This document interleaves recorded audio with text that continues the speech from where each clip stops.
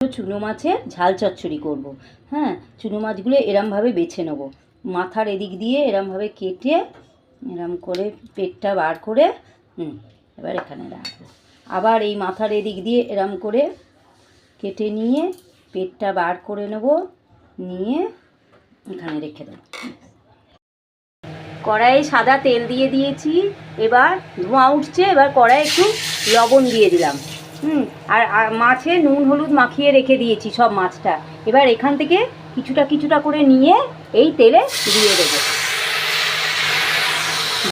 এগুলো ভাজা হয়ে গেছে, এবার এগুলোকে তুলে নেব। তেল দিয়ে দিলাম, এবার দুটো মাঝারি সাইজের পেঁয়াজ কড়াইয়ে ছেড়ে দিলাম। পেঁয়াজগুলো লাল লাল করে ভেজে নেব। 4টে রসুন থেঁতো করে রেখেছিলাম, দিয়ে দিলাম। এটাও লাল লাল করে ভেজে নেবো, তাহলে ছোটো মাছের ঝাল দেওয়া করবো তো আঁশটানি গন্ধ লাগবে না।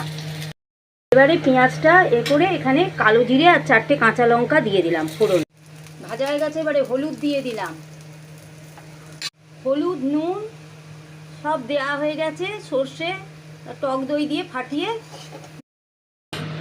ঝাল দেওয়াটা হয়ে গেছে। এখন ওই 1 চামচ সর্ষে বাটাটা দিয়ে দিলাম, আর কাঁচা তেল ওপর দিয়ে ছড়িয়ে 1 চামচ চিনি আর ধনেপাতা কুচিটা দিয়ে দিলাম ওপর দিয়ে ছড়িয়ে, দিয়ে নাড়াচাড়া করে নিলেই হয়ে গেল আমার আজকে মাছের ঝাল রান্না।